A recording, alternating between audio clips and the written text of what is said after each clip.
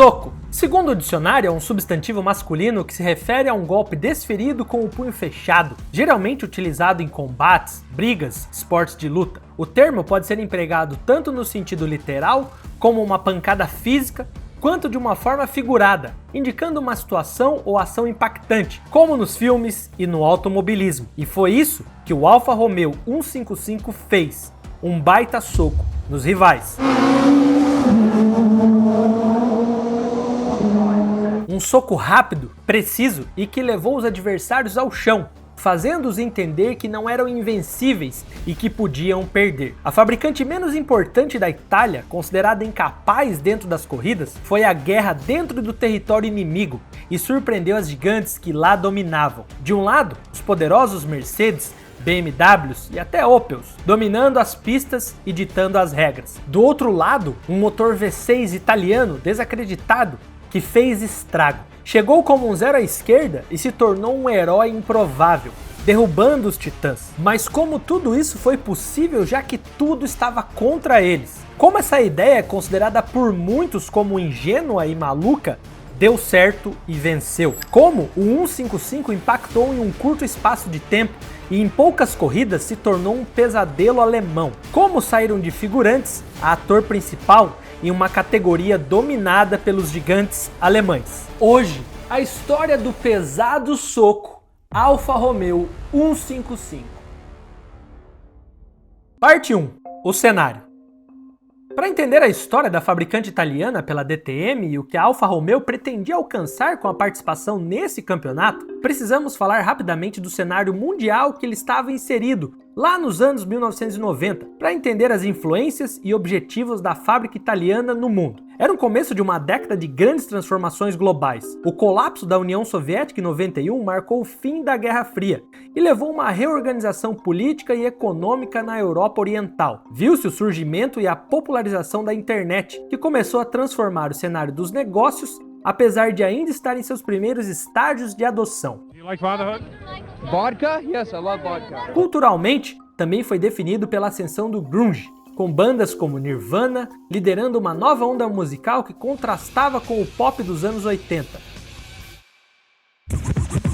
O hip hop também cresceu em popularidade, estabelecendo-se como uma força dominante na música global. Na TV, séries como Friends e o Arquivo X se tornaram fenômenos culturais, enquanto o cinema viu o sucesso de filmes icônicos como Jurassic Park e o Rei Leão, que marcaram uma nova era na animação e nos efeitos especiais. Nesse cenário todo, a indústria automotiva também sofria influências culturais e vivenciou mudanças. O avanço tecnológico e a globalização afetaram o desenvolvimento e a competitividade entre as marcas que iria moldar o futuro dos automóveis. Marcas como BMW e Mercedes-Benz estavam na vanguarda dessa evolução, competindo ferozmente para se destacar em um mercado que estava cada vez mais exigente. A BMW, por exemplo, fortaleceu sua linha com a série 3, que se tornou um dos sedãs esportivos mais populares da década, combinando desempenho e dirigibilidade esportiva. Já a Mercedes-Benz inovou com sua linha de sedãs classe C,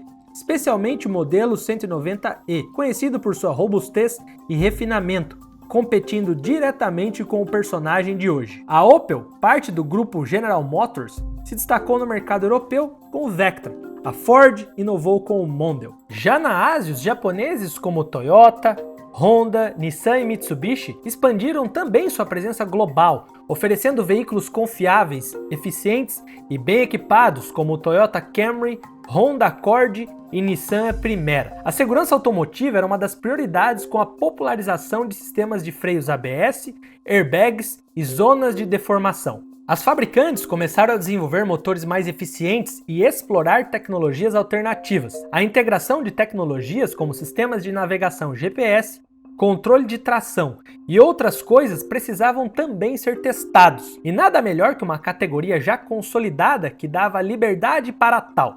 A criação da Deutsche Tourenwagen Meisterschaft. Sei lá se eu falei direito. Mas resumidamente, a DTM. E antes de continuar o vídeo, eu queria te dar um conselho, uma sugestão. A gente deixou um link na descrição desse vídeo com uma aula grátis de algo novo que você pode aprender na internet e fazer uma renda extra.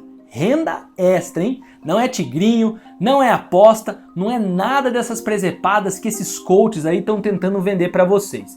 Então, recomendo, assiste o vídeo, quem sabe vai te ajudar aí a longo prazo. No ano de 1984 foi uma oportunidade para que as fabricantes alemãs pudessem demonstrar o poder e a tecnologia de seus carros em um ambiente altamente competitivo em circuitos extremamente desafiadores, como o lendário Nürburgring, Nordschleife, o Inferno Verde. A DTM, desde a sua criação, seguia as regras do Grupo A, o que significava que os carros participantes tinham que ser muito semelhantes a um carro de produção, no qual pelo menos 500 unidades deveriam ser fabricadas. À medida que a DTM ganhava destaque e os gigantes da indústria automotiva alemã lutavam pelo domínio, carros como o BMW 635 CSI, o Mercedes-Benz 190E e o Audi 80 tornaram-se sinônimos de desempenho e confiabilidade, conquistando vitórias e campeonatos em toda a Europa e além.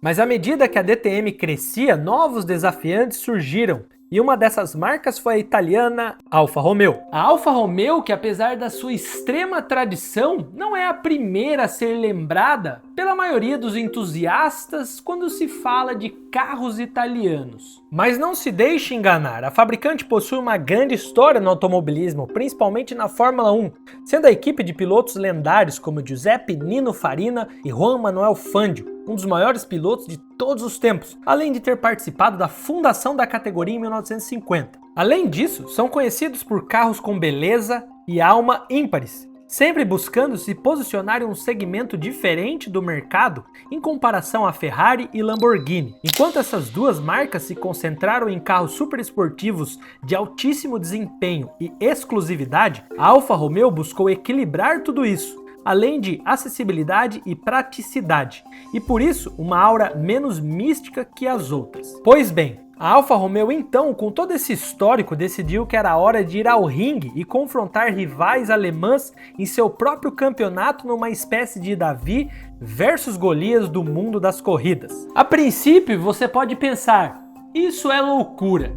Uma fabricante italiana disputando entre as gigantes alemãs consolidadas na própria Alemanha e nos seus próprios circuitos famosos. Fracasso na certa, certo? Gerhard Berger, piloto da Fórmula 1, disse: "Gênios ou loucos, só o tempo irá dizer, mas é uma jogada ousada sendo um estrangeiro." Na verdade, na época, muitos eram céticos quanto à capacidade dos italianos de competir contra seus rivais super pesados alemães. Mas a Alfa Romeo não estava disposta a fazer figuração. Eles estavam lá para triunfar em cima dos rivais. A ideia dos italianos era atingir clientes que estavam em busca de carros mais interessantes e rápidos. E qual a melhor maneira de convencer os possíveis novos clientes? Bom, vencendo a concorrência dentro de sua própria série de corridas, uma receita muito simples. Decidida, a Alfa Romeo entraria na DTM com o modelo 155 V6 Ti para vencer aos domingos e vender na segunda. Parte 2. O processo. O Alfa Romeo 155 foi introduzido ao mercado em 92 como substituto do Alfa Romeo 75.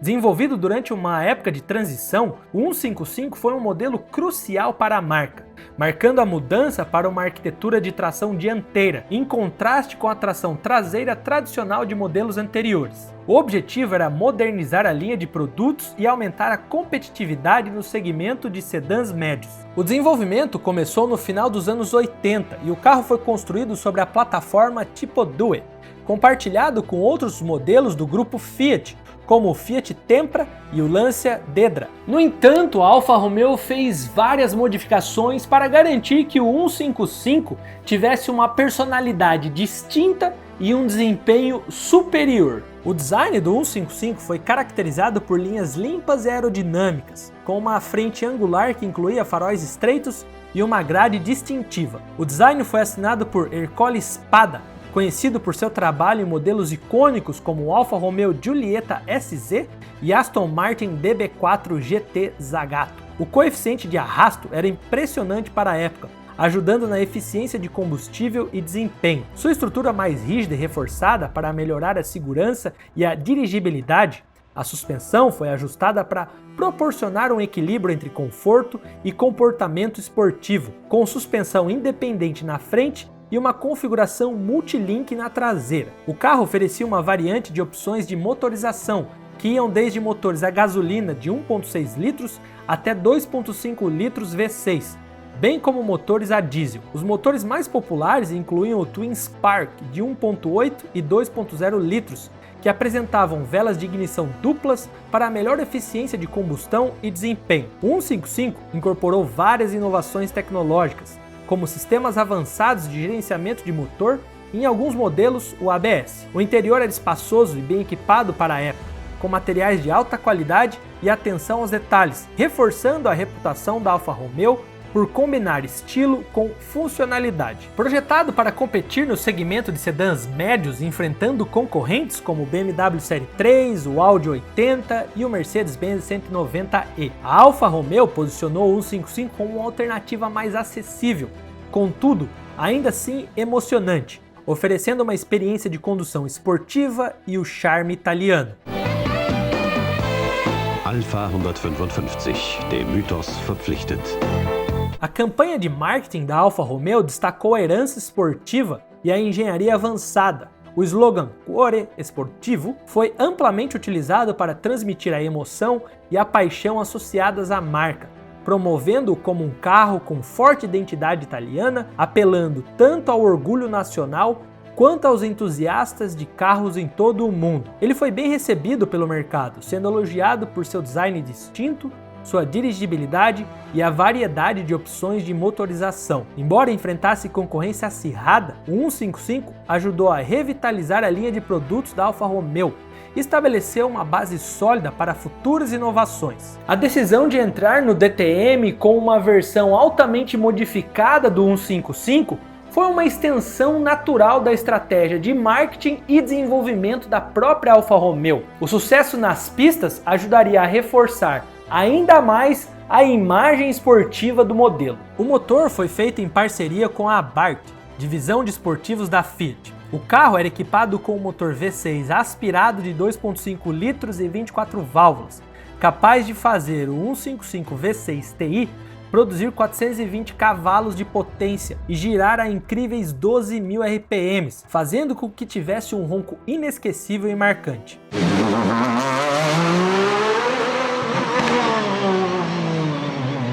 Junte a tudo isso, tração nas 4 rodas, uma aerodinâmica agressiva, chassi que combinava leveza e rigidez para garantir precisão e agilidade nas curvas das pistas, além de uma suspensão ajustável, sistemas de freio de alto desempenho, e temos a receita para trazer um novo ar e uma nova dimensão para a DTM. Pelo menos no papel, o 155 parecia ser uma obra-prima trazida diretamente da Itália. E assim, a Alfa Romeo estava pronta para entrar na categoria.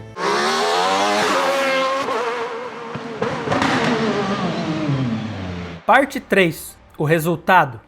A equipe de fábrica da Alfa Romeo, a Alfa Corse, inscreveu 2 carros na competição para a temporada de 93, um pilotado por Alessandro Nannini e o outro por Nicola Larini.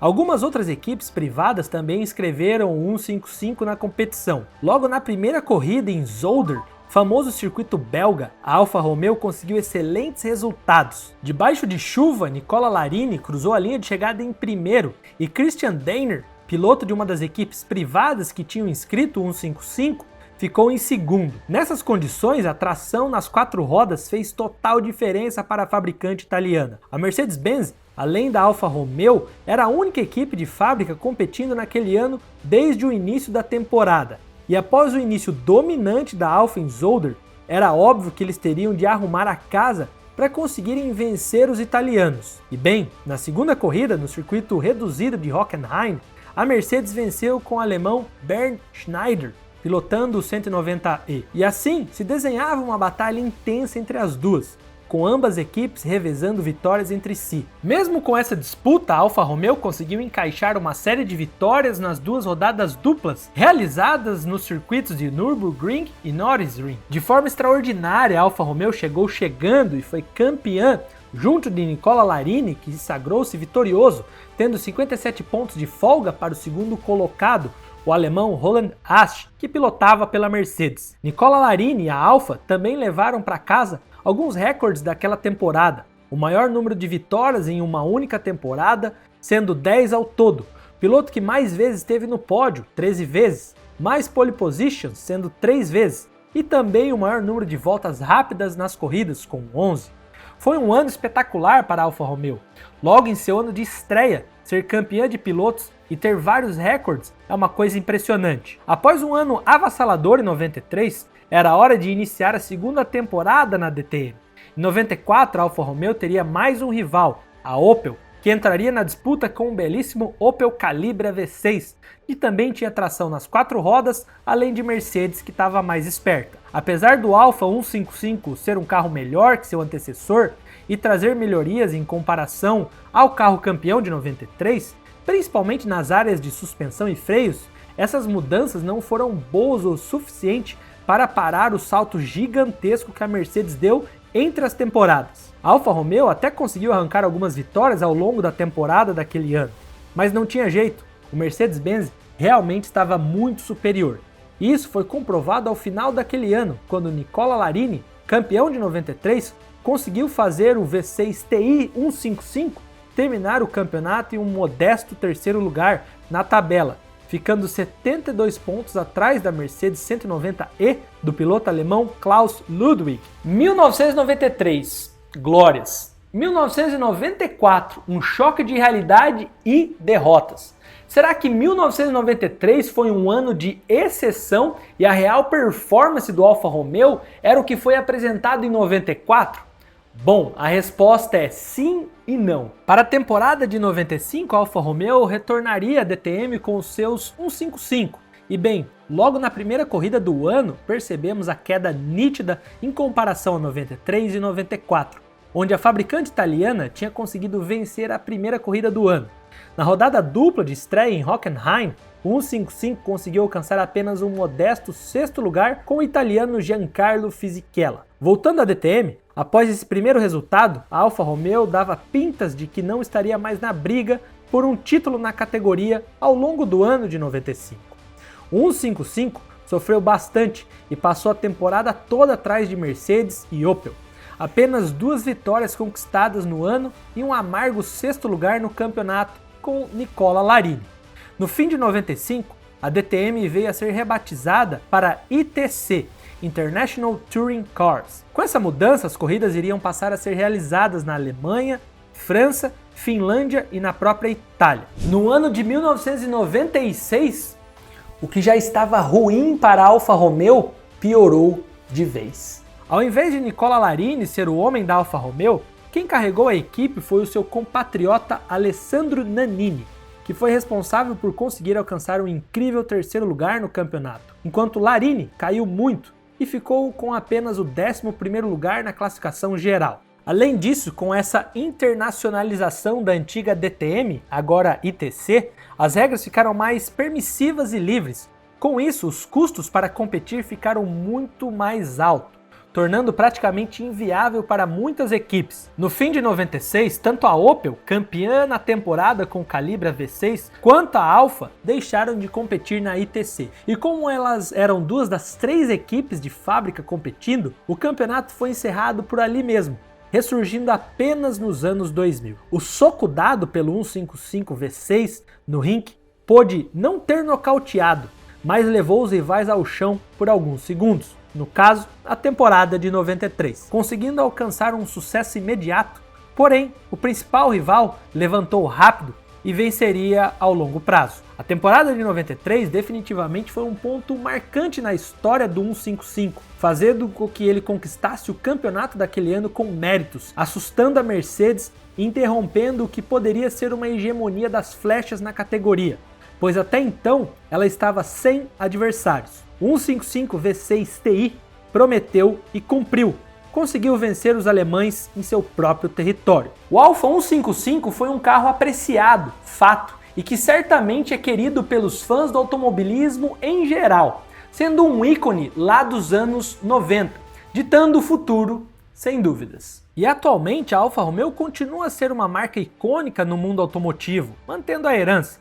A linha de carros modernizada, que inclui sedãs e SUVs esportivos, que refletem a combinação de luxo e desempenho da marca. Os principais modelos incluem a Giulia, um modelo esportivo aclamado, a versão quadrifoglio, com um motor V6 biturbo de 2.9 litros, que tem um visual agressivo, o Stelvio, um SUV que combina a dirigibilidade esportiva característica da marca, o Tonale, um novo SUV compacto, marca a entrada da Alfa Romeo no segmento de veículos elétricos e híbridos.